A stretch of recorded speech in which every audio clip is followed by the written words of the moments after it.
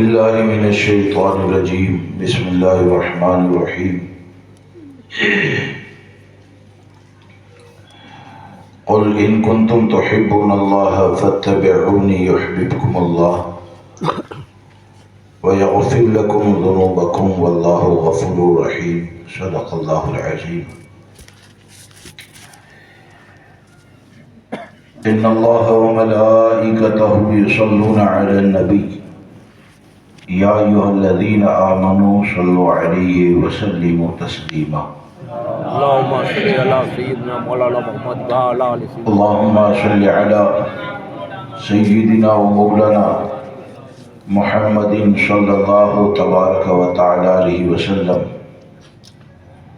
مختلف الملوان وتعاقب العشران وتكرر الجديدان واستقل الفرقدان وبلغ روحه وأرواح أهل بيته من التحية والسلام وبارك وسلم عليه كثيرا.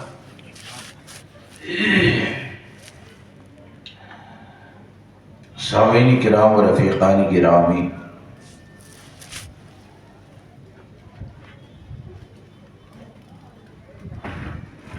ہم اور آپ یہاں پر جشن میلاد النبی صلی اللہ تبارک و تعالی علیہ وسلم کے مبارک موقع پر حاضر ہیں۔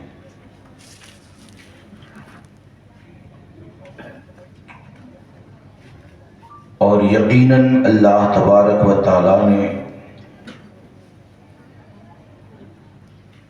مخلوق میں سب سے افضل و اعلیٰ کسی کو اگر پیدا کیا ہے تو وہ ہمارے آقا کی ذات ہے صلی اللہ تعالی علیہ وسلم۔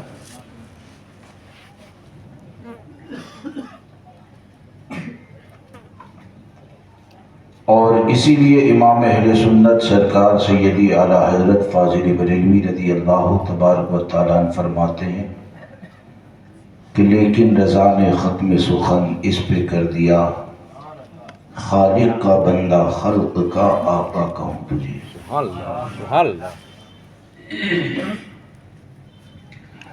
آج کی محفل میں نبی اکرم صلی اللہ تبارک و تعالی علیہ وسلم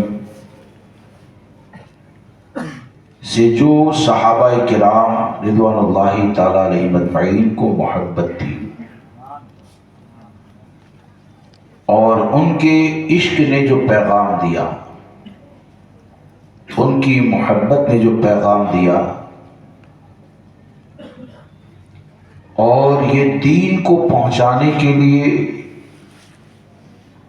انہوں نے جن تکلیفوں کو برداشت کیا، اس کے حوالے سے چند باتیں عرض کروں گا۔ رب تبارک و تعالی ان کے عشق کا صدقہ ہمیں ہماری قیامت تک آنے والی نسلوں کو عطا فرمائے، آمین۔ آج کا جو ماحول ہے تو آپ دیکھیں گے کہ دنیا کے لیے اکثر لوگ ذلتوں کو برداشت کرتے ہیں، پریشانیوں کو برداشت کرتے ہیں، اور دین کی جب بات آئے جو ہماری اصل ہے تو آپ دیکھیں گے کہ کوئی تکلیف کو اٹھانے کے لیے جلدی تیار نہیں ہوتا ہے، پریشانیوں کو اٹھانے کے لیے جلدی تیار نہیں ہوتا ہے۔ اور پھر یہ کہ آپ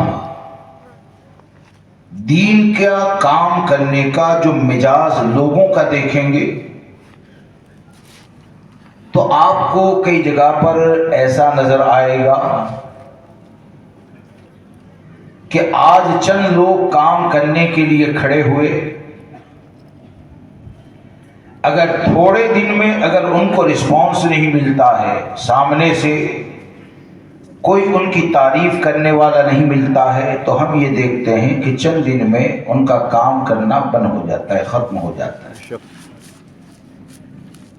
یا یہ کہ دین کا کام کرنے کے لیے نکلے، عقیدہ اہل سنت و جماعت کی حفاظت کے لیے نکلے، اور اگر سامنے سے کسی نے ذلیل کر دیا، کسی نے مخالفت کر دی، تو شیطان ایک وسوسہ ڈالتا ہے کہ بھائی تم کو یہ کرنے کی ضرورت ہی کیا ہے جب لوگ تمہاری عزت نہیں کرتے. اور پھر یہ کہ کئی تو ایسے ہوتے ہیں کہ دین کا کام کرنا بند کر دیں اور کوئی نیا اگر کام کرنا چاہے تو خود تو نہیں کیے لیکن کیا کہتے ہیں آگے مت بڑھنا, لوگوں کی طرف سے کوئی بدلہ نہیں دیا جاتا. یا یہ کہ دین کے لیے اگر ایک لاٹھی یا ایک پتھر اگر کھا لیا تو ہم اپنی نسل کو بزدلی کا درس دیتے ہیں. دیکھ میں تو دین کے کام کے لیے نکلا تھا لیکن یہ کہ مجھے تو سامنے سے لاٹھی ملی ہے, کوئی ساتھ نہیں آتا ہے. دوستو آپ اس چیز کو یاد رکھ کر چلیں کہ ہمارے بزرگوں نے جو دین کا کام کیا ہے نا, آج اس کا کوئی تصور بھی نہیں کر سکتا. انہوں نے جو پریشانیوں کو برداشت کیا ہے اس کا کوئی تصور بھی نہیں کر سکتا ہے. آپ کے علاقے کے ہی بات کروں کہ ویراول نام تو سنا ہے نا ویراول کا. ایک مرتبہ کچھ میں پریشانی کے اندر تھا اور وہاں سے گزر رہا تھا, دونوں طرف شہداء کا قبرستان ہے.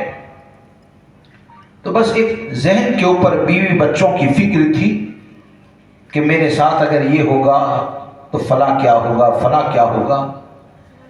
اچانک میرے دل کے اندر ایک خیال آیا, میرے دل کے اندر ایک خیال آیا کہ آج دین کا کام کرنے کی بات آئے تو آدمی بچوں کا سوچ کر رک جاتا ہے, ماں باپ کا, بھائی بہن کا سوچ کر رک جاتا ہے.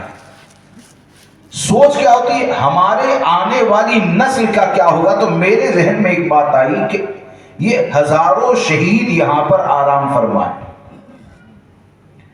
اور یہ وہ لوگ ہیں کہ یقیناً ان کے ماں باپ بھی ہوں گے, ان کے بیوی بچے بھی ہوں گے, ان کی بہن ہوگی, ان کے بھائی ہوں گے. اب یہ جس جگہ پر آ کر شہید ہوئے شاید کبھی ان کے باپ نے ان کی قبر پر آ کر فاتحہ نہیں پڑھی ہوگی. ان کے باپ کو پتا نہیں ہوگا کہ میرا بیٹا کون سی سرزمین کے کس حصے کے اندر دفن ہے. اولاد کو پتا نہیں ہوگا میرا باپ کہاں پر ہے. لیکن سوال یہ پیدا ہوتا ہے دوسرے ملک سے آنے والا اپنے بیوی بچوں کو چھوڑ کر اپنی جان کو قربان کرتا ہے تو یہ قربانی کا جذبہ کہاں سے آیا؟ تو یہ قربانی کا جذبہ دین کی محبت نے عطا فرمایا. اللہ اللہ, یہ قربانی کا جذبہ اللہ رسول عز و جل و صلی اللہ تعالی علیہ وسلم کی محبت نے عطا فرمایا کہ ان کی زندگی کا مقصد یہ تھا کہ اگرچہ ہماری ذات مٹ جائے, ہم فنا ہو جائے, لیکن اللہ کے دین کو دنیا کے کونے کونے تک پہنچانا ہے. اور ان کی سوچ یہ تھی کہ اللہ کی راہ میں جو زخم کھایا جاتا ہے, اللہ کی راہ میں بظاہر جن ذلتوں کو اور پریشانیوں کو برداشت کیا جاتا ہے تو یہ ذلت حقیقت میں جنت سے قربت کا ذریعہ ہے. یہ ذلت حقیقت میں نجات کا ذریعہ ہے. اور یہی فکر حضور تاج الشریعہ ہم کو عطا فرماتے ہیں کہ آپ نے کیا فرمایا, یا رسول اللہ تیرے خاطر ذلیل ہونا ہے. کس کے خاطر ہونا ہے؟ یا رسول اللہ تیرے خاطر ذلیل ہونا ہے, میری عزت میرے وقار سلام. یعنی ذلیل تو آدمی کہاں کہاں ہوتا ہے, کوئی مکان کے لیے ہوا, کوئی دکان کے لیے ہوا, کوئی کاروبار کے لیے ہوا, لیکن ایک مومن کی زندگی کا مقصد یہ ہو کہ اگر وہ زخم بھی کھائے تو اللہ رسول کی محبت کے لیے کھائے. اور اس نہج پر جب کام ہوتا ہے تو ہم اگرچہ دنیا سے چلے جائیں لیکن حقیقت یہ ہوتی ہے کہ بے نشانوں کا نشان مٹتا نہیں, مٹتے مٹتے نام ہو ہی جائے گا. اور نام ایسا ہوتا ہے کہ اللہ دنیا میں بھی عزتیں عطا فرماتا ہے, آخرت میں بھی عزتیں عطا فرماتا ہے. اب آپ دیکھیں کہ نبی اکرم نور مجسم رحمت عالم صلی اللہ تبارک و تعالی علیہ وسلم سے جو صحابہ کرام کی محبت تھی اور ذات مصطفیٰ صلی اللہ تعالی علیہ وسلم سے ان کا جو تعلق، ان کا جو لگاؤ تھا، وہ لگاؤ ہم کو یہ بتاتا ہے کہ پوری جماعت صحابہ نے ہم کو گویا کہ اس بات کی فکر دی، پیغام دیا کہ جو نبی اکرم صلی اللہ تبارک و تعالی علیہ وسلم سے سچی محبت کرنے والا ہے نا، وہ ادھر ادھر کی ٹھوکریں نہیں کھاتا ہے، وہ ادھر ادھر دوسروں کی گلیوں کے اندر نہیں جاتا ہے، بلکہ بقول امام احمد رضا اس کی سوچ اور فکر یہ ہوتی ہے کہ جو سچا غلام مصطفیٰ ہو جاتا ہے نا، تو وہ فقیری میں رہے، مالداری میں رہے، بھیڑ کے اندر رہے، تنہائی میں رہے، اس کی زبان یہی کہتی ہے کہ فرقے گلی گلی تباہ، ٹھوکریں سب کی کھائے کیوں، دل کو جو عقل دے خدا تیری گلی سے جائے کیوں۔ اور کیا ہے ایک مسلمان کے لیے ہماری عزت کیا ہے؟ اعلیٰ حضرت سرکار فرماتے ہیں فرقے گلی گلی تباہ، ٹھوکریں سب کی کھائے کیوں، دل کو جو عقل دے خدا تیری گلی سے جائے کیوں، جان ہے عشق مصطفیٰ۔ یہ جان کیا ہے؟ یہ جان کی سلامتی کیا ہے؟ یہ جان قبر میں بھی سلامت رہے، میدان محشر میں بھی سلامت رہے، تو اس کی سلامتی کیا ہے؟ امام اہل سنت فرماتے ہیں کہ جان ہے عشق مصطفیٰ، روز خضوع کرے خدا، یعنی اللہ کرے کہ روزانہ اس عشق کے اندر اضافہ ہوتا رہے، اور جب اس عشق کے اندر اضافہ ہوتا رہے تو اعلیٰ حضرت فرماتے ہیں کہ جان ہے عشق مصطفیٰ، روز خضوع کرے خدا، جس کو ہو درد کا مزہ ناز دوا اٹھائے کیوں۔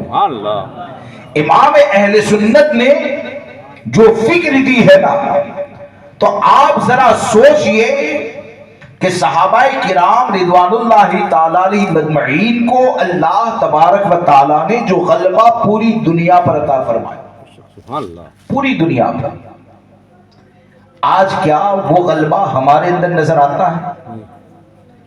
وہ وقار ہمارے اندر نظر آتا ہے؟ وہ 313 مقابلے میں پوری دنیا، لیکن اللہ نے ان کو عزتیں عطا فرمائی۔ آپ اگر صحابہ کرام کی جماعت کو دیکھیں تو نبی اکرم صلی اللہ تبارک و تعالی علیہ وسلم کے ظاہری دنیا سے پردہ فرمانے سے پہلے اگر کل صحابہ کی تعداد اگر دیکھیں گے تو شاید 1,40,000 1,50,000 کے قریب ہوگی۔ اگر سروں کی گنتی کو دیکھا جائے تو سر کی گنتی آج ہر شہر کے اندر اس سے زیادہ نظر آتی ہے۔ جام نگر میں چلے جائے 2 لاکھ سے زیادہ مسلمان نظر آئیں گے، راجکوٹ کے اندر چلے جائے 2 لاکھ سے زیادہ مسلمان نظر آئیں گے، احمد آباد شریف میں چلے جائے لاکھوں کی تعداد نظر آئے گی۔ سوال یہ پیدا ہوتا ہے کہ امام الانبیاء صلی اللہ تبارک و تعالی علیہ وسلم کے وصال مبارک سے پہلے کل تعداد جو تقریباً 1.5 لاکھ کی ہے، اللہ تبارک و تعالی نے اس مختصر سی تعداد کو ایسا غلبہ عطا فرمایا کہ ان کی قربانیوں نے دین کو دنیا کے کونے کونے تک پہنچایا، دنیا کے کونے کونے تک پہنچایا۔ آخر وجہ کیا ہے؟ آخر سبب کیا ہے؟ کیوں کامیاب ہوئے؟ تو حقیقت یہی ہے کہ ہم کو ہمارے بزرگوں نے بتایا کہ کامیابی جو ہے نا، وہ سروں کی گنتی کے ساتھ نہیں ہے، وہ دل کی گنتی کے ساتھ نہیں۔ شرط یہ ہے کہ اللہ نے یہ جو سر عطا فرمایا ہے، اللہ نے یہ جو دل عطا فرمایا ہے، وہ دل اور سر جب ایسا ہو جائے جس کو امام احمد رضا کہتے ہیں کہ دل ہے وہ دل جو تیری یاد سے معمور رہا، سر ہے وہ سر جو تیرے قدموں پہ قربان گیا۔ یعنی دل تو وہ ہے جو حضور کے عشق کے اندر دھڑکتا ہے، دل تو وہ ہے جو نبی اکرم صلی اللہ تبارک و تعالیٰ علیہ وسلم کی محبت میں مچلتا ہے، سر تو وہ ہے جو کسی غیر کے سامنے نہیں جھکتا ہے، بلکہ سر کے اندر تمنا یہ ہے کہ اس سر کو اگر قربان کروں گا تو قدم مصطفیٰ پر قربان کروں گا۔ تو جب ایسے سر والے، ایسے دل والے ہوتے ہیں تو اگرچہ جماعت مختصر سی ہو، اللہ دنیا میں کامیابی انہی کو عطا فرماتا۔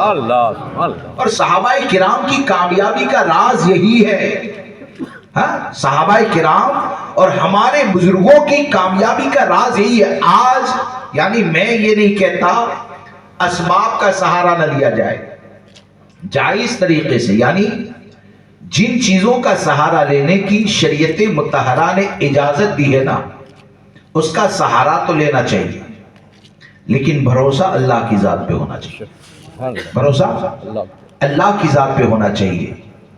آج سوچ کیا بنتی ہے؟ آپ کسی کام کے لیے میٹنگ کریں، سوچ یہ ہوتی کہ مال جمع ہوگا تو کام ہوگا، افراد جمع ہوں گے تو کام ہوگا، سیٹھ صاحب جڑیں گے تبھی کام ہوگا، یہ سوچ اور فکر بنتی ہے۔ آپ سوچئے کہ صحابہ کرام رضوان اللہ تعالیٰ علیہ مجمعین کو اللہ تبارک و تعالیٰ نے جو کامیابی عطا فرمائی ہے نا، تو صحابہ کرام رضوان اللہ تعالیٰ علیہ مجمعین نے دین کا کام، اللہ تبارک و تعالیٰ کے قانون کو دنیا کے کونے کونے تک پہنچانے کے لیے جب نکلے ہیں، تو تاریخ یہ بتاتی ہے کہ 313 جب کفار اور مشرکین کے مقابلے میں نکلے نا، تو 313 کے پاس 313 سواریاں نہیں، 313 کے پاس 313 ہتھیار نہیں، بلکہ یہاں تک حالات آئے ہیں کہ آپ ایک جنگ کے موقع پر دیکھیں کہ جب صحابہ کرام شہید ہوئے نا، تو ہر ایک کے کفن کے لیے کپڑا بھی نہیں ہے بظاہر، ہر ایک کے کفن کے لیے ایک ایک قبر میں کئی کو دفن کیا گیا، لیکن اللہ نے ان کو کامیابی کیوں عطا فرمائی؟ اللہ تبارک و تعالیٰ نے ان کو کامیابی اس لیے عطا فرمائی کہ ان کی سوچ اور فکر جو تھی، ان کی زندگی کا جو مقصد تھا، وہ مقصد صرف یہی تھا کہ اللہ کی رضا کے لیے زندگی گزارنی ہے، اللہ کی رضا کے لیے کام کرنا ہے۔ تو اللہ تبارک و تعالیٰ نے ان کو بلندی عطا فرمائی۔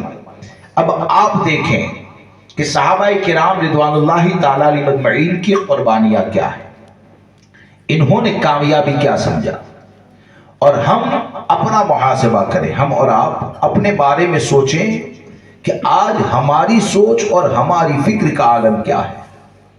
کہ دیکھو صحابہ کرام کا عشق، ان کی محبت نبی اکرم صلی اللہ تعالیٰ علیہ وسلم کی ذات مبارکہ سے، کہ یہ جو جنگ احد کا معاملہ ہے، یعنی حضرت امیر حمزہ رضی اللہ تبارک و تعالیٰ عنہ کا جو مزار مبارک ہے، اس جگہ پر جو جنگ احد ہوئی، تو جنگ احد کے موقع پر ہمارے آقا صلی اللہ تبارک و تعالیٰ علیہ وسلم نے انصار مہاجر کو جمع فرمایا اور ان سے مشورہ کرنے لگے کہ یہ جنگ باہر نکل کے لڑنی ہے۔ تو انصار صحابہ جو تھے یعنی مدینہ شریف کے رہنے والے، انہوں نے یہ سوچا کہ جب آقا کریم صلی اللہ تبارک و تعالیٰ علیہ وسلم مدینہ شریف آئے تھے تو ایک معاہدہ ہوا تھا، قرار ہوا تھا۔ وہ قرار کیا تھا کہ باہر کی کوئی بھی طاقت اگر مدینہ شریف پر حملہ کرتی ہے نا، تو مل کر مقابلہ کرنا ہے۔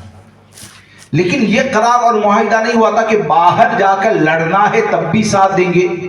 تو سرکار صلی اللہ تعالیٰ علیہ وسلم انصار سے جب مشورہ کرنے لگے نا، تو حضرت سعد رضی اللہ تبارک و تعالیٰ یہ سمجھیں کہ شاید نبی اکرم صلی اللہ تعالیٰ علیہ وسلم مشورہ اس لیے کر رہے ہیں کہ ہم ساتھ دیں گے یا نہیں دیں گے۔ تو عشق دیکھیں، حضرت سعد کھڑے ہوتے ہیں اور عرض کرتے ہیں، یا رسول اللہ علیہ الصلوۃ والسلام، ہمارا معاملہ جو ہے نا وہ قوم بنی اسرائیل کی طرح نہیں ہے، جنہوں نے کہا تھا فَاذْهَبْ أَنْتَ وَرَبُّكَ فَقَاتِلَا إِنَّا هَاهُنَا قَاعِدُونَ، تم جاؤ تمہارا رب جائے لڑو، ہم تو یہیں پر بیٹھے ہو۔ یا رسول اللہ، ہمارا معاملہ ایسا نہیں ہے، ہم تو وہ ہیں کہ اگر آپ ہم کو حکم دے دیں کہ اپنے جانوروں سمیت اپنے گھوڑوں سمیت اپنے آپ کو سمندر کے حوالے کر دے تو یا رسول اللہ ہم تو ایسے عاشق ہیں کہ اپنے جانوروں سمیت اپنے آپ کو سمندر کے حوالے کر دیں گے. ہم تو آپ سے ایسی محبت کرنے والے. کوئی کھڑا ہوتا ہے اور کھڑے ہونے کے بعد عرض کرتا یا رسول اللہ علیہ الصلوۃ والسلام ہم تو آپ سے ایسی محبت کرنے والے ہیں کہ آپ کے دائیں آپ کے بائیں آپ کے آگے آپ کے پیچھے ہم اپنی جانوں کو قربان کریں گے. یعنی کہنا یہ چاہتی یا رسول اللہ ہم تو آپ کے ایسے عاشق ہیں ایسی محبت کرنے والے ہیں کہ اگر دائیں طرف سے تیر آئے گا نا تو وہ تیر آپ پہ نہیں جائے گا, وہ تیر ہم اپنے سینے کے اوپر لیں گے.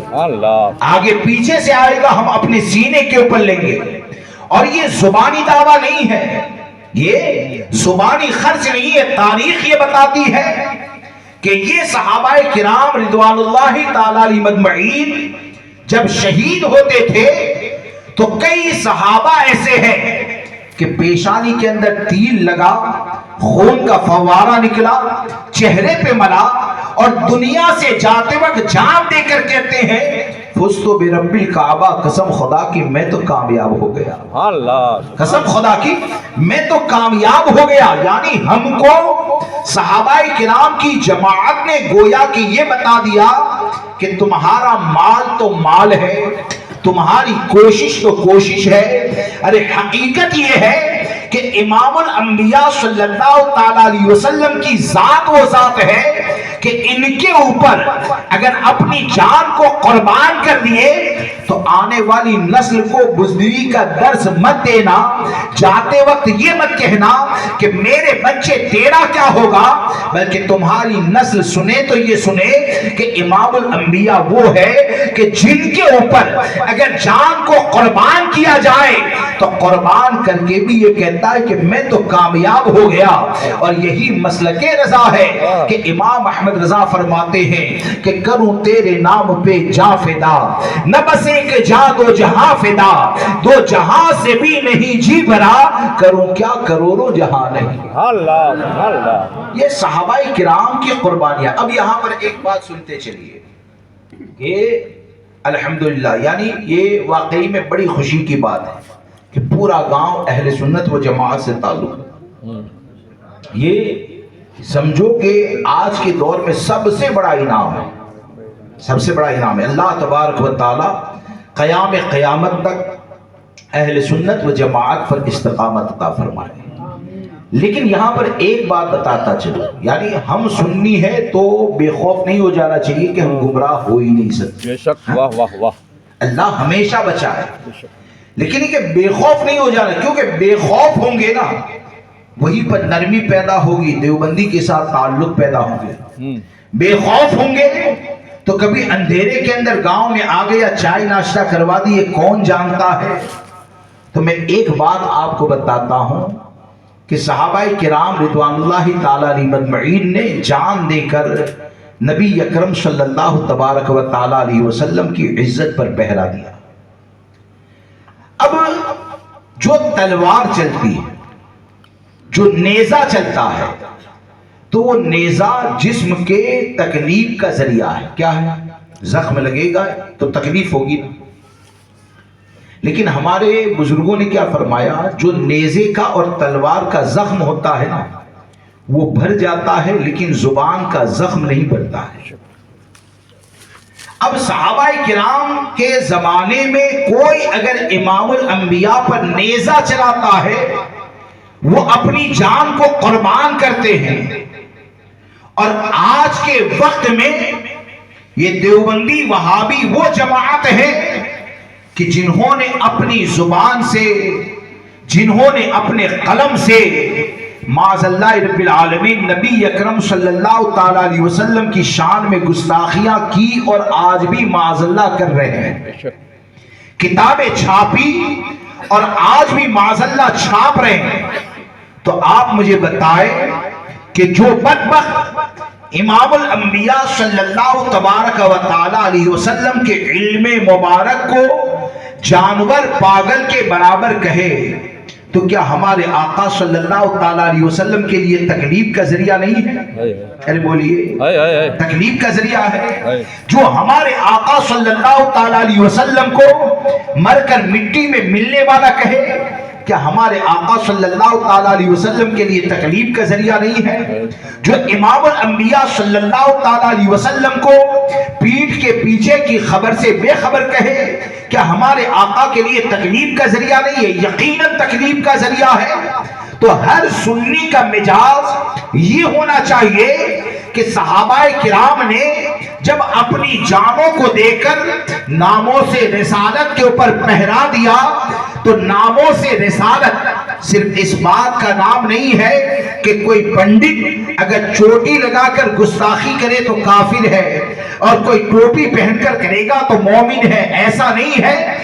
گستاخ رسول کافر ہی ہوتا ہے۔ اور ہر سنی کا مزاج یہ ہونا چاہیے کہ چاہے باپ ہو، چاہے بیٹا ہو، چاہے خاندان ہو، چاہے برادری ہو، چاہے رشتہ دار ہو، کوئی بھی رہے، جو بھی دیوبندیت سے تعلق رکھتا ہے، اگر حضور سے سچی محبت کرنے والا ہے تو وہ جھونپڑے میں رہنا برداشت کر لے، لیکن کہے تو یہی کہے کہ انہیں جانا، انہیں مانا، نہ رکھا غیر سے کام، للہ الحمد میں دنیا سے مسلمان ہوئے۔ نعرہ تکبیر، نعرہ رسالت، جشن عید میلاد النبی، مسلک اعلی حضرت۔ تو یہ مزاج ہونا چاہیے۔ اگر یہ مزاج ہوگا تو انشاءاللہ عز و جل ہماری بھی حفاظت ہوگی، ہماری نسلوں کی بھی حفاظت ہوگی۔ اب آپ آگے بڑھیں کہ صحابہ کرام رضوان اللہ تعالی علیہم اجمعین کی محبت کیا ہے، ان کا عشق کیا ہے۔ یعنی کوئی سوچ بھی، آج جو رافضیہ زدہ لوگ ہوتے ہیں نا معاذ اللہ، وہ صحابہ کرام پر انگلیاں اٹھاتے ہیں۔ حضرت امیر معاویہ رضی اللہ تبارک و تعالیٰ کی شان میں گستاخیاں کرتے۔ اس بات کو یاد رکھ کر چلو کہ صحابہ کرام ہی وہ مقدس جماعت ہے جن کی قربانیوں نے دین ہم تک پہنچایا ہے۔ سبحان اللہ۔ اور میرے اعلیٰ حضرت نے ایک بہت پیاری بات تحریر فرمائی۔ اعلیٰ حضرت سرکار نے ایک بات تحریر فرمائی، یاد آئی، عرض کر دوں کہ اعلیٰ حضرت فرماتے ہیں کہ جو لوگ صحابہ کرام کے اوپر انگلی اٹھاتے ہیں نا، ان کو اس بات کے بارے میں سوچنا چاہیے کہ جب تم کسی سے محبت کرتے ہو تو اپنے محبوب کے لیے بہتر سے بہتر چیز کو پسند کرتے ہو۔ مجھے میری بیوی سے محبت ہو جائے نا، اور بیوی سے محبت ہوتی ہی ہے، تو بیوی سے اگر محبت ہو گئی تو میری محبت اس بات پر مجبور کرتی ہے کہ دوسروں کے لیے کوئی فیسیلیٹی کا انتظام کروں، اس سے پہلے اپنی بیوی کے لیے انتظام کروں۔ اگر ماں باپ سے محبت پیدا ہو جائے تو لڑکا کماتا ہے، سوچ یہ ہے کہ مجھے اپنے ماں باپ سے محبت ہے تو ماں باپ کے لیے بہتر سے بہتر چیز کا انتظام کروں۔ یہ محبت کی علامت ہے، یہ محبت کا طریقہ ہے۔ تو سرکار اعلیٰ حضرت فرماتے ہیں کہ جب تم کو کسی سے محبت ہو جائے تو اپنے محبوب کے لیے بہتر سے بہتر چیزوں کا انتظام کرتے ہو۔ تو جو لوگ صحابہ کرام پر انگلی اٹھاتے ہیں، صرف اتنا سوچنا چاہیے کہ نبی اکرم نور مجسم رحمت عالم صلی اللہ تبارک و تعالی علیہ وسلم یہ کس کے محبوب ہے؟ یہ اللہ کے محبوب ہے، یہ سید المحبوبین ہے۔ جب تو اپنے محبوب کے لیے بہتر کا انتظام کرتا ہے تو ذرا سوچ کہ مخلوق میں سب سے زیادہ اللہ کی بارگاہ میں کوئی محبوب ہے تو وہ امام الانبیاء کی ذات ہے۔ جب آپ سید المحبوبین ہیں تو بس اتنا سوچو کہ اللہ تبارک و تعالیٰ نے اپنے محبوب کے ذات کے لیے کسی جماعت کا انتخاب کیا تو اس جماعت کو صحابہ کی جماعت کہا جاتا ہے۔ تو یہ رب کا انتخاب ہے، صحابہ کرام یہ رب کا انتخاب ہے۔ اور ہمارا معاملہ، ہمارا مسئلہ ایک دم واضح ہے کہ جہاں جہاں وفاداری پائی جاتی ہے، جو جو اللہ کے نیک بندے ہیں، ان تمام نیکوں کی محبت کرنے تمام نیکوں سے محبت کرنے والی اگر کوئی جماعت ہے تو وہ اہل سنت و جماعت ہے۔ ہم اہل بیت سے بھی محبت کرتے ہیں، ہم صحابہ سے بھی محبت کرتے ہیں، ہم خلفائے راشدین سے بھی محبت کرتے ہیں، ہم اولیاء سے بھی محبت کرتے ہیں، ہم سادات سے بھی محبت کرتے ہیں اور علماء سے بھی محبت کرتے ہیں، اور یہی فکر رضا ہے، یہی مسلک اعلیٰ حضرت ہے کہ اہل سنت و جماعت کی نجات جو ہے وہ اس لیے ہے کہ جہاں پر اہل بیت سے محبت ہے وہیں پر صحابہ کرام سے محبت ہے، اور اسی لیے امام احمد رضا نے فرمایا کہ اہل سنت کا ہے بیڑا پار، اصحاب حضور نجم ہے اور ناؤ ہے عطرت رسول اللہ۔ اب آپ دیکھیں کہ آگے بڑھیں، صحابہ کرام کے عشق کی بات آئی تو عرض کر دوں کہ ہم جو کچھ کام کرتے ہیں، آپ لوگ جیسے یہ پروگرام کا انعقاد کرتے ہیں تو وہ اللہ کی رضا کے لیے، کس کے لیے؟ اللہ کی رضا کے لیے۔ اب اور یہ نہ سمجھے کسی کے اوپر نہیں، یعنی ایک جو آج کا ماحول چل رہا ہے نا اس کی بات کر رہا ہوں کہ آج کا ماحول ایسا ہے کہ چھوٹے سے چھوٹا کام بھی اگر کروانا ہے نا تو لوگوں کی تعریف کرنی پڑتی ہے، پوسٹر لگانا ہے تب بھی تعریف کرنی پڑتی ہے۔ مجاز ہمارا یہ ہونا چاہیے کہ کوئی جانے یا نہ جانے، آپ جو نیکی کرتے ہیں اللہ جانتا ہے۔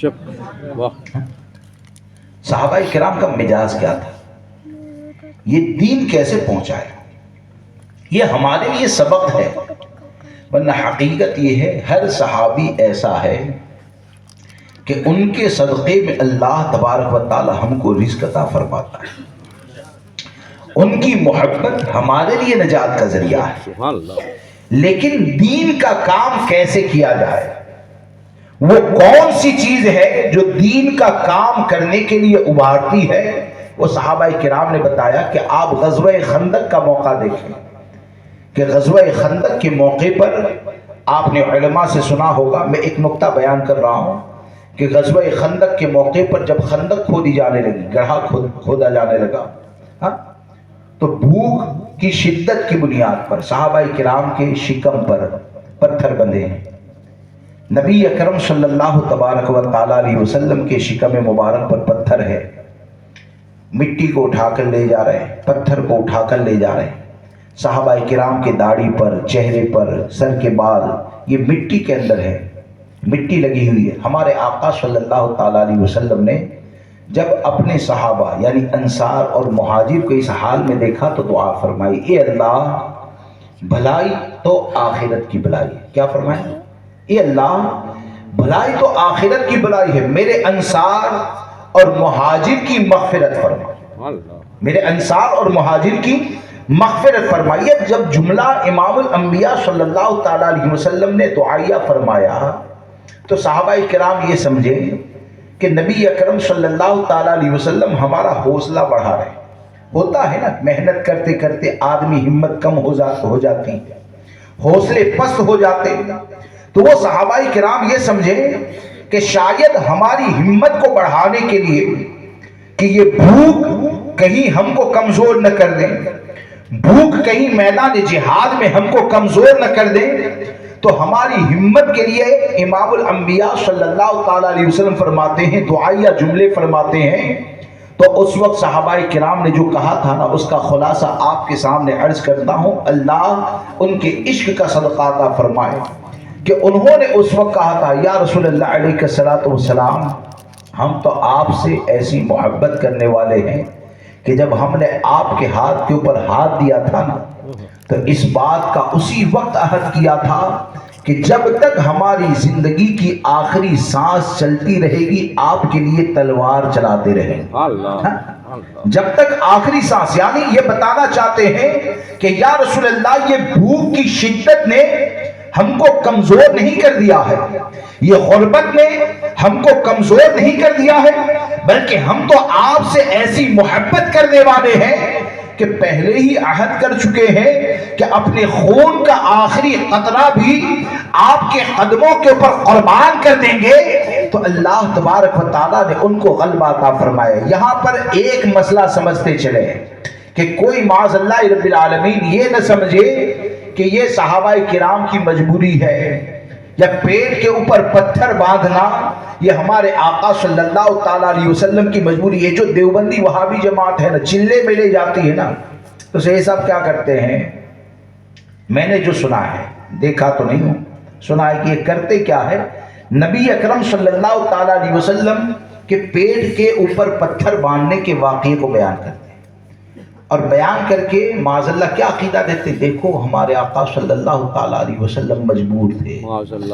یعنی جو تقویت الایمان کا عقیدہ ہے نا، جس کا نام محمد یا علی ہے، وہ کسی چیز کا مالک و مختار نہیں ہے، یعنی اس طور پر بیان کرتے ہیں۔ ارے ہم یہ کہتے ہیں کہ امام الانبیاء صلی اللہ تبارک و تعالیٰ علیہ وسلم کا پیٹ کے اوپر پتھر باندھنا نظر آیا، تو کیا یہ نہیں پڑھا کہ ہمارے آقا نے فرمایا میں اگر چاہوں تو پہاڑ بھی سونا بن کے میرے ساتھ چلا کرے۔ پیٹ پر پتھر باندھنا نظر آیا تو کیا یہ نہیں تجھے نظر آیا؟ ارے حقیقت یہ ہے کہ امام الانبیاء صلی اللہ تبارک و تعالیٰ علیہ وسلم کی سیرت کو بیان کرنا، آپ کی تعریف کرنا، یہ تو اہل سنت ہی کا حق ہے کہ امام احمد رضا نے امام الانبیاء کی بھوک کو بھی بیان فرمایا، آپ کی طاقت کو بھی بیان فرمایا، اور امام احمد رضا اگر کہتے ہیں تو یہ پورے عقیدے کو اس طور پر کہتے ہیں کہ یا رسول اللہ کل جہاں ملک اور جو کی روٹی غذا۔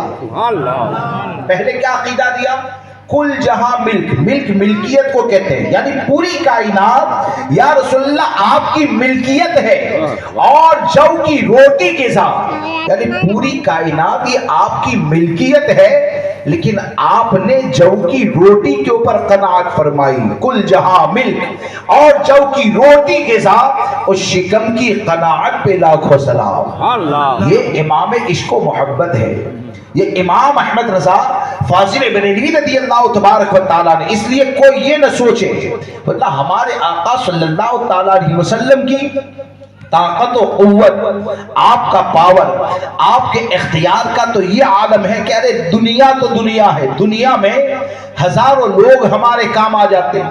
ہاں، میں نے پانی مانگا، کوئی پانی دینے کے لیے تیار ہو جاتا ہے، کھانا مانگا کھلانے کے لیے تیار ہو جاتا ہے، سفر کرنا ہے کوئی مدد کے لیے تیار ہو جاتا ہے، لیکن میدان محشر جو جگہ ہے نا، وہ میدان محشر میں تقریباً لوگ بھاگتے ہوئے نظر آئیں گے، لیکن ہمارے آقا کی طاقت اور پاور کا یہ عالم ہے کہ ہمارے آقا فرماتے ہیں صلی اللہ تعالیٰ علیہ وسلم شفاعتی لأہل الکبائر من امتی، کہ میری شفاعت جو ہے نا وہ میری امت کے بڑے مجرموں کو کے لیے ہے، بڑے پاپیوں کے لیے ہے۔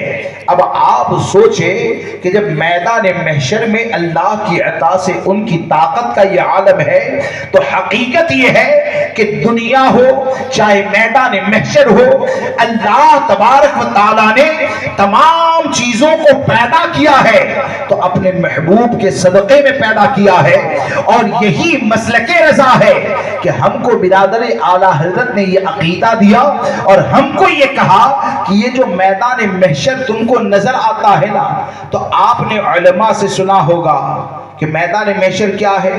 آدمی حضرت نوح کے پاس جائے گا، حضرت کلیم کے پاس جائے گا، حضرت عیسیٰ کے پاس جائے گا، ہزاروں انبیاء کرام کے پاس جائے گا، اور آخر میں ہمارے آقا صلی اللہ تعالیٰ علیہ وسلم کے پاس جائے گا۔ تو حقیقت یہ ہے کہ میدان محشر تو اسی لیے قائم کیا گیا ہے کہ فقط اتنا سبب ہے انعقاد بزم محشر کا، تمہاری شان محبوبی دکھائی جانے والی۔ اللہ تو جانتا ہے کون جنتی ہے، کون دوزخی ہے، کس نے کیا کیا ہے، کون کیا کرنے والا ہے، کون کیا کرے گا۔ اور اسی کو امام احمد رضا فرماتے ہیں صفیح و نجی، کیا ہے وہ شعر، زمین کلیم و نجی مسیح و صفی، سبھی سے کہیں بھی بنی، سوال کرتے ہیں کلیم و نجی یعنی حضرت موسیٰ کلیم اللہ، کلیم و نجی، صفی ہو صفی، مسیح، کہیں سے سبھی سے کہیں بھی بنی، یعنی میدان محشر میں جب چلو گے نا تو حضرت موسیٰ کے پاس بھی جائیں گے، حضرت عیسیٰ کے پاس بھی جائیں گے، حضرت آدم کے پاس بھی جائیں گے، ان سب کے پاس جاؤ گے، لیکن کیا کسی کی کہیں پر بنے گی؟ تو اعلیٰ حضرت آگے فرماتے ہیں یہ بے خبری کہ خلقت فری کہاں سے کہاں تمہارے لیے. یعنی آدمی کو نعمت کی قدر کب ہوتی ہے؟ آسانی کے ساتھ مل جائے نا تو قدر نہیں کر پاتا ہے. اب یہاں پر ہم کو پتا ہے کہ میدان محشر میں سب کہیں گے اذهبوا الی غیری، کسی اور کی طرف جاؤ. ہم نے حدیثوں میں سنا ہے، ہمارا عقیدہ یہ ہے کہ جب سب کہیں گے کسی اور کی طرف جاؤ، لیکن ہمارے آقا فرمائیں گے انا لہا، میں اسی لیے ہوں، میں اسی لیے ہوں، میں اسی لیے ہوں.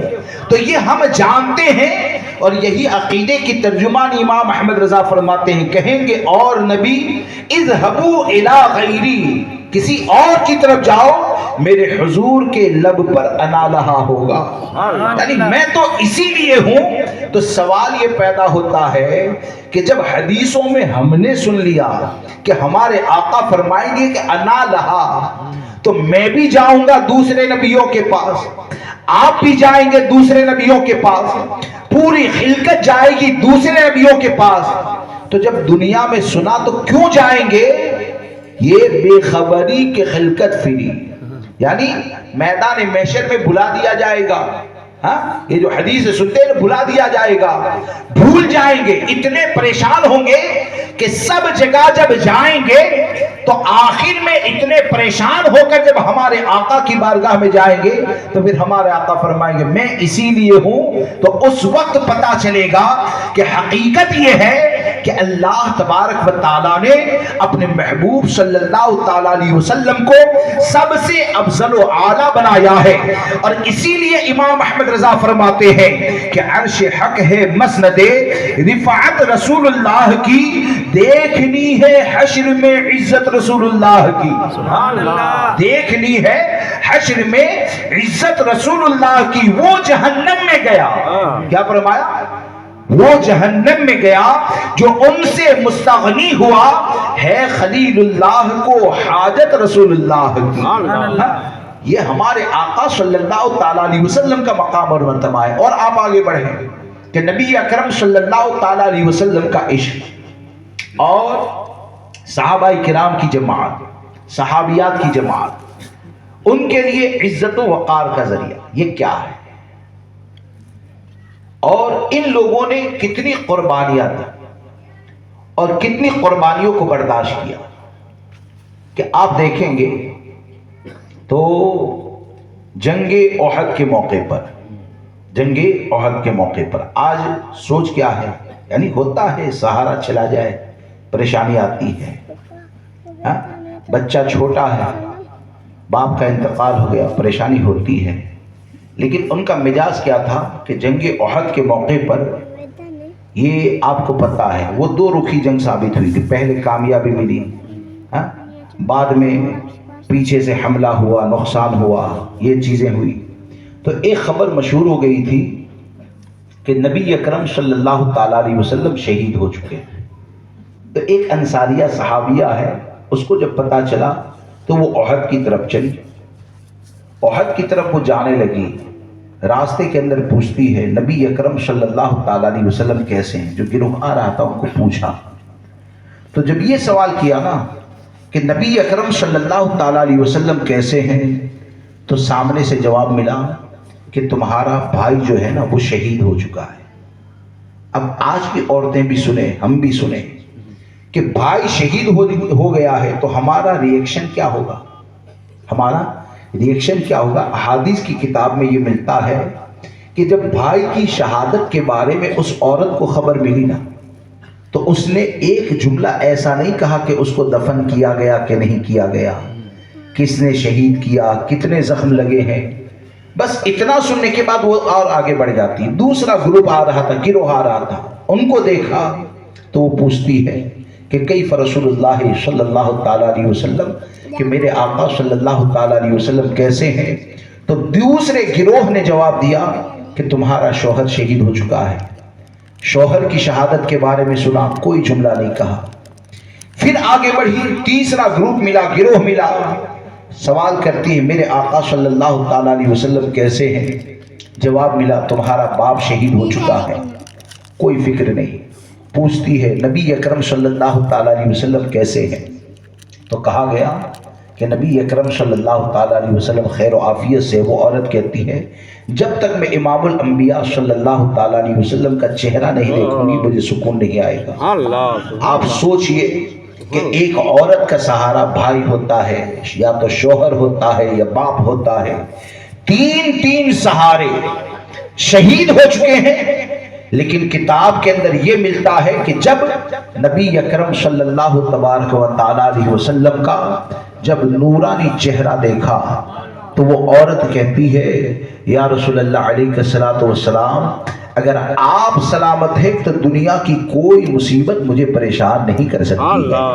آپ اگر سلامت ہیں تو دنیا کی کوئی مصیبت مجھے پریشان نہیں کر سکتی. یعنی ان کی سوچ اور فکر یہی تھی کہ ہماری سلامتی ماں باپ کے ذریعے بھائی بہن کے ذریعے نہیں ہے، ہماری سلامتی کا ذریعہ اگر کوئی ذات ہے تو وہ نسبت مصطفیٰ صلی اللہ تبارک و تعالیٰ علیہ وسلم ہے. اگر وہ سلامت رہے تو یہ دونوں جہاں کی سلامتی ہے، اور ان سے نسبت اگر ٹوٹ جائے تو ہزاروں رشتہ دار پیدا ہو جائے کوئی فائدہ نہیں ہونے والا ہے. اس لیے دوستو ہم کو ہمارے دین نے یہ بتایا، ہم کو یہ بتایا کہ نبی اکرم صلی اللہ تبارک و تعالیٰ علیہ وسلم سے سچی محبت کریں اور فکر یہ کریں کہ ہمارا کوئی بھی عمل، ہمارا کوئی بھی کام نبی اکرم صلی اللہ تعالیٰ علیہ وسلم کے لیے ناراضگی کا ذریعہ نہ ہو. امام الانبیاء صلی اللہ تبارک و تعالیٰ علیہ وسلم کے لیے تکلیف کا ذریعہ نہ ہو، بلکہ ہمیشہ ہم اپنی فکر یہ رکھیں کہ ہم وہ کام کریں کہ ہمارے کام کی بنیاد پر امام الانبیاء راضی ہو جائے. ہم وہ کام کریں کہ نبی اکرم صلی اللہ تبارک و تعالیٰ علیہ وسلم کے چہرے مبارکہ کے اوپر مسکراہٹ پیدا ہو جائے. یقیناً کسی امتی کے عمل سے امام الانبیاء صلی اللہ تعالیٰ علیہ وسلم کے چہرے پر مسکراہٹ پیدا ہو جائے نا، اور پوری دنیا بھی اگر تمہاری مخالف ہو جائے تو قسم خدا کی تمہارا مال بھی بیکا نہیں کر سکتی ہے. کیوں کہ امام الانبیاء صلی اللہ تعالیٰ علیہ وسلم اگر راضی ہو جائے تو آپ کا راضی ہونا یہ دونوں جہاں میں نجات کا ذریعہ ہے، یہ قبر میں عزت کا ذریعہ ہے. اس لیے اپنی زندگی کو ایسے بنائے کہ کوئی بھی عمل کرنے سے پہلے نبی اکرم صلی اللہ تعالیٰ علیہ وسلم کے قانون سے پوچھا جائے، آپ کی رضا اور آپ کی ناراضگی کے بارے میں سوچا جائے. کیونکہ صحابہ کرام رضوان اللہ تعالیٰ علیہ مجمعین جہاں پر اپنی جانوں کو قربان کرتے ہیں وہیں پر عشق کا ایک طریقہ اور بھی عطا فرمایا کہ وہ کریں گے وہی جو امام الانبیاء کی رضا کا ذریعہ ہو. کریں گے کیا؟ جو امام الانبیاء کی رضا کا ذریعہ ہو. ایک مثال میں دے رہا ہوں، آپ نے سنا ہوگا، یہ بھی عشق ہی تو ہے، یہ بھی عشق ہی تو ہے. حضرت عثمان غنی مسکرا رہے ہیں. کسی نے سوال کیا آپ اس جگہ پر مسکراتے کیوں ہیں؟ طویل حدیث ہے، میں نے کبھی پڑھی تھی، اس کا مفہوم بتا رہا ہوں کہ یہ مسکرانے کی وجہ کیا ہے. تو عاشق کا مزاج کیا ہوتا ہے؟ حضرت عثمان غنی کہتے ہیں کہ میں نے امام الانبیاء کو ایسا ہی کرتے ہوئے دیکھا تھا. بس ہم تو عاشق ہیں. امام الانبیاء نے جو کیا وہ ہم کو کرنا ہے، جو کہا وہ ہم کو کرنا ہے. اور دنیا کیا کہتی ہے؟ دنیا میں کسی کے پیچھے چلنا ہے نا تو آنکھیں کھول کر چلنا ہے. آپ میرے پیچھے چلیں گے تو آنکھیں بند کر کے چلیں گے. ہو سکتا ہے اللہ مجھے غلط راہ سے بچائے، حق پر قائم رکھیں. اگر میں غلط راستے کی طرف چلا گیا تو ہو سکتا ہے بھٹک جاؤ، لیکن امام الانبیاء کی بارگاہ وہ بارگاہ ہے نا کہ امام الانبیاء کے پیچھے آنکھیں کھول کر نہیں چلنا ہے، بلکہ یہ کہ آنکھیں بند کرو اور امام الانبیاء کے پیچھے چلتے رہو. آنکھیں بند کر کے چلتے رہو گے تو امام احمد رضا کا مسلک یہ کہتا ہے کہ سیدھی سڑک یہ شہر شفاعت نگر کی.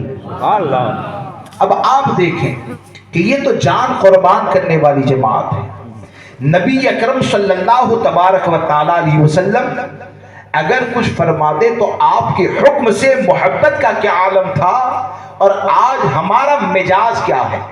آج ہمارا مزاج کیا ہے کہ آج مزاج کا یہ عالم ہو گیا. جیسے کہ آپ نے سنا ہوگا کہ کہ نبی اکرم صلی اللہ تبارک و تعالی علیہ وسلم نے ایک صحابی کو دیکھا وہ سونے کی انگوٹھی پہنے.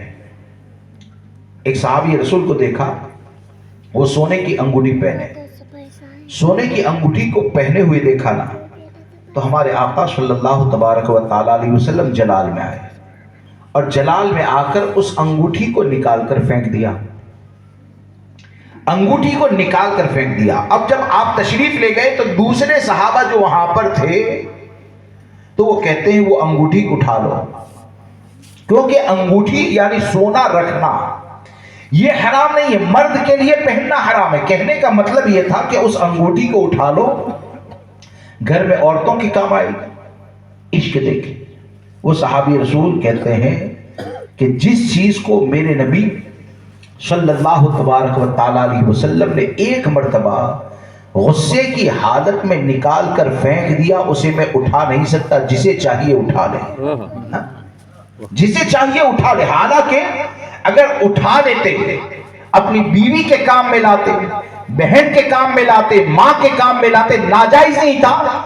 لیکن عشق کی اس بلندی کے اوپر فائز ہے کہ وہ سونا کہ جس کو ناراضگی کے اندر امام الانبیاء نے نکال کر پھینک دیا، میں اب اس کو اٹھانے والا نہیں. یہ کس کا مجاز ہے؟ یہ عاشقوں کا مجاز ہے، یہ سچے عاشقوں کا مجاز ہے. اور قیامت تک کے لیے یہ پیغام دیا گیا کہ جس کو بھی کامیاب ہونا ہے تو کامیابی کی بنیاد یہی ہے کہ امام الانبیاء صلی اللہ تبارک و تعالی علیہ وسلم جس چیز کو پسند کر لیں اسے اپنی ذات کے لیے پسند کیا جائے، جس چیز سے روک دے اس سے باز آ جائے. تو ہم ذرا سوچیں کہ صحابہ کرام نے جب یہ مجاز عطا فرمایا، عشق کا مجاز بتایا، وہ کامیاب ہو گئے. ایسے عاشقوں کے لیے قرآن نے فرمایا وَكُلًّا وَعَدَ اللَّهُ الْحُسْنَى، اللہ نے پوری جماعت صحابہ سے بھلائی کا یعنی جنت کا وعدہ فرمایا. یہ وہ عاشق ہے جس جماعت کے حوالے سے ہمارے آقا صلی اللہ تعالی علیہ وسلم نے فرمایا کہ اصحابک النجوم فبأیہم اقتدیتم اہتدیتم، کہ یہ پوری جماعت صحابہ ہے وہ چمکتے ہوئے ستاروں کی طرح ہے، ان میں سے جس کی بھی پیروی کرو گے ہدایت پا جاؤ گے.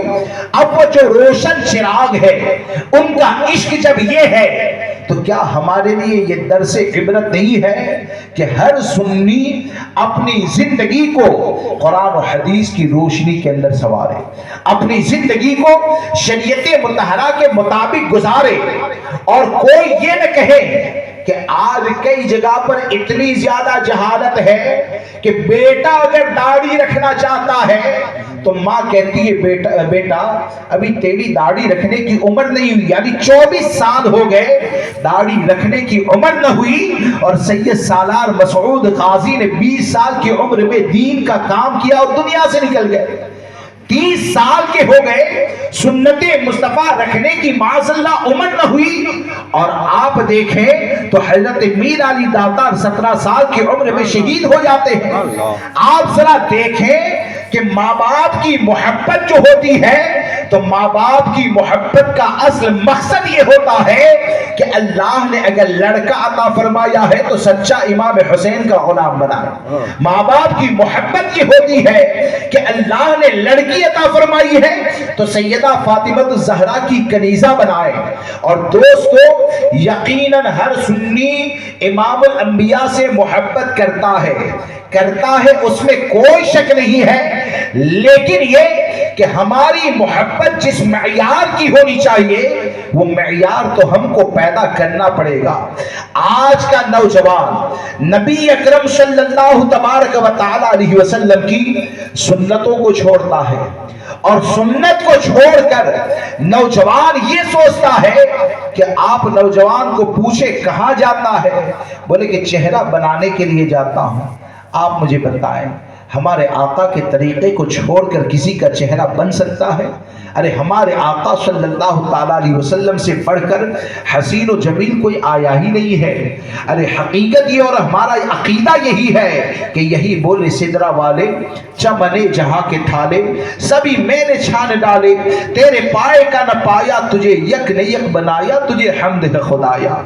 हम मीलाद मुस्तफ़ा मनाने के लिए जमा हुए हैं तो इमामुल अंबिया सल्लल्लाहु तबारक व तआला अलैहि वसल्लम की तमन्ना के मुताबिक अपने आप को बनाए।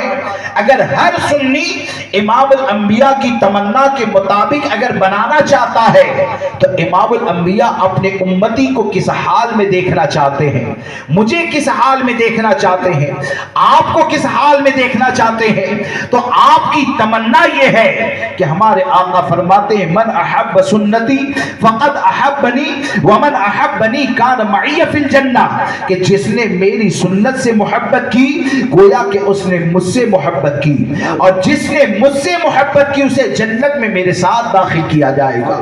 आप जरा सोचें कि आज अगर दाढ़ी रखने की बात आए, आज अगर सुन्नतों की हिफाजत की बात आए, तो कोई ये सोचता है नौकरी जाएगी, कोई ये सोचता है लड़की निकाह के लिए तैयार नहीं होगी, कोई ये सोचता है दुनिया की ये मुसीबत आएगी।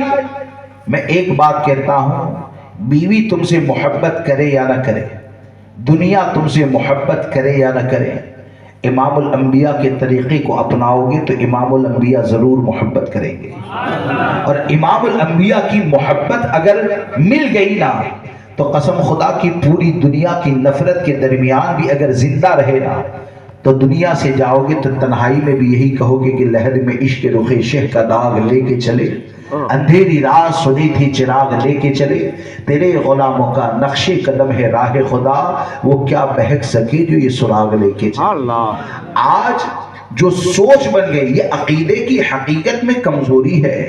कोई कहता है नौकरी करनी है, हाँ, कोई कहता है नौकरी करनी इसलिए दाढ़ी निकालते। अरे भाई मैं ये कहता हूं कि एक तरफ नौकरी के जरिए मिलने वाली 50,000 तनख्वाह रखो, 50,000 नहीं, मैं कहता हूं 50 लाख की तनख्वाह रखो कि कोई आदमी एक महीने में 50 लाख रुपया कमाता है, और 50 लाख जो आते हैं ना तो वो 50 लाख अगर उसे सुन्नते मुस्तफा से दूर कर देते हैं, नबी अकरम सल्लल्लाहु ताला अलैहि वसल्लम की सुन्नतों को अगर छोड़ देता है, वो 50 लाख आ गए और 50 लाख उसे अल्लाह के जिक्र से गाफिल करते हैं, अगर नमाज से दूर कर देते हैं, तो आप मुझे बताएं एक मुसलमान के लिए 50 लाख की अहमियत ज्यादा है या तरीक़े मुस्तफ़ा की अहमियत ज्यादा है? अल्लाह। एक मुसलमान के लिए जो माल आता है उसकी अहमियत ज्यादा है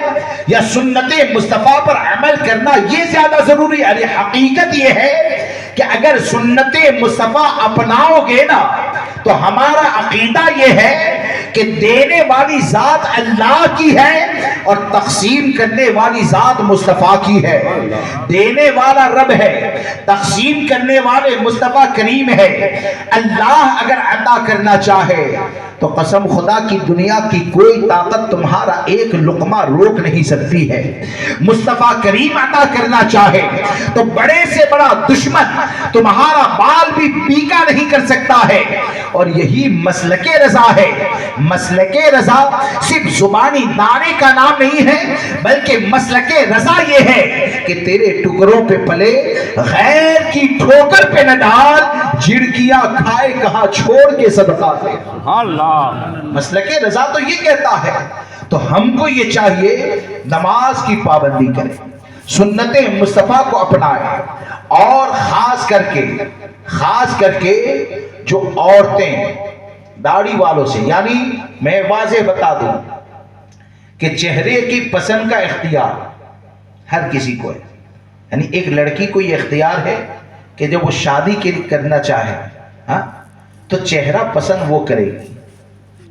लेकिन ये कि कोई लड़की माज़अल्लाह सिर्फ दाढ़ी की बुनियाद पर अगर नापसंद करे तो उसे ये सोचना चाहिए कि ए बच्ची, 1400 साल पहले जब तू पैदा होती थी ना, तुझे قبر میں زندہ دفن کر دیا جاتا تھا. بے شک.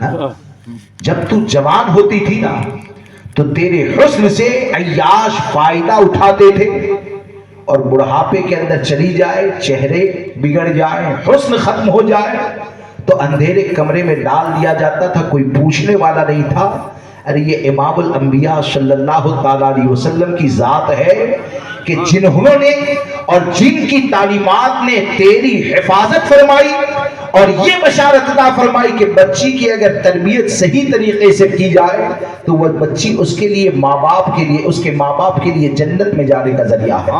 ارے تجھے تو زندہ دفن کر دیا جاتا تھا، تو جوان ہو گئی تو نکاح کا تصور دے کر تیری جوانی کو ایسے محفوظ کیا گیا ہے کہ تیرے قدموں پر شوہر اپنی محنت کی کمائی کو قربان کرتا ہے، اور جب بڑھاپے کی منزل میں داخل ہو جائے تو تیرا حسن ختم ہو گیا. تو چارپائی سے اگرچہ اٹھ نہیں پاتی ہے، اگرچہ تو چل نہیں پاتی ہے، اگرچہ تو سہارے کی محتاج ہے، چاہے تیری کوکھ سے پیدا ہونے والا ڈاکٹر ہو، چاہے تیری کوکھ سے پیدا ہونے والا انجینئر ہو، چاہے تیری کوکھ سے پیدا ہونے والا عالم ہو، چاہے تیری کوکھ سے پیدا ہونے والا مفتی ہو، تیرے بڑھاپے کو محفوظ کرتے ہوئے ہمارے نبی نے یہ فرمایا الجنت تحت اقدام الامہات، کہ جنت یہ ماں کے قدموں تلے ہوا کرتی ہے. ذرا سوچ کہ تیرے بچپن کو امام الانبیاء نے محفوظ کیا، تیری جوانی کو امام الانبیاء نے محفوظ کیا، تیرے بڑھاپے کو امام الانبیاء نے محفوظ کیا، تو تیری زندگی کے ہر لمحے کی حفاظت جس مصطفیٰ کریم صلی اللہ تبارک و تعالی علیہ وسلم کی تعلیمات ہے، کیا انہی کے طریقے سے معاذ اللہ بیزاری کا اظہار کیا جائے گا؟ کیا انہی کے طریقے سے دور رہنے کا اعلان کیا جائے گا؟ ارے یاد رکھ کہ آج بھی اگر تو مصیبت کے اندر آتی ہے تو مصیبت میں داڑھی مونڈے کو رب کی بارگاہ میں وسیلہ نہیں بنایا جاتا ہے. اگر مصیبت آ جائے تو غوث اعظم کو وسیلہ بنایا جاتا ہے، تو میرے غوث اعظم بھی سنتوں کی حفاظت کرنے والے ہیں. اگر مصیبت آ جائے تو غریب نواز کو وسیلہ بنایا جاتا ہے، وہ بھی سنتوں کی حفاظت کرنے والے ہیں. امام احمد رضا کو وسیلہ بنایا جاتا ہے، وہ بھی سنتوں کی حفاظت کرنے والے ہیں. یعنی داڑھی یہ ایسی سنت ہے کہ تمام نبیوں نے اپنایا، داڑھی ایسی سنت ہے کہ پوری جماعت صحابہ نے اپنایا، داڑھی ایسی سنت ہے جس کو اہل بیت نے اپنایا، داڑھی ایسی سنت ہے کہ جب تو ولی کے مزار کے اوپر جاتا ہے تو جتنے بھی ولی ہیں سب کے سب یہ سنت مصطفیٰ صلی اللہ تعالی علیہ وسلم کی حفاظت کرنے والے ہیں. تو اگر ولی سے مانگنا چاہتا ہے تو ولی سے مانگنے کا بہترین طریقہ یہ ہے کہ داڑھی منڈوا کر مزار کے اوپر مت جا، بلکہ داڑھی سجا کر مزار پر جا اور ان کی بارگاہ میں جا کر کے کہ حضور آپ سنتوں کی حفاظت کرنے والے تھے، یہ غلام سنتوں کی حفاظت کر کے آیا ہے. نماز کی پابندی کے ساتھ جا اور جا کر یہ کہے کہ حضور آپ نمازوں کی حفاظت کرنے والے تھے، یہ غلام نمازوں کی حفاظت کے ساتھ آیا ہے. مزار پر جانا ہے تو حرام کاموں سے بچ کر جا کر یہ کہے کہ حضور آپ گناہوں سے بچتے تھے، میں بھی آپ کے نقش قدم کے اوپر چلنے والا ہوں. تو یقین جانے وہ صاحب مزار آج بھی وہ عطا فرمائیں گے کہ اللہ یہاں پر بھی کامیاب فرمائے گا، میدان محشر میں بھی کامیابی عطا فرمائے گا. اللہ اکبر، یا رسول اللہ، زندہ باد، زندہ باد.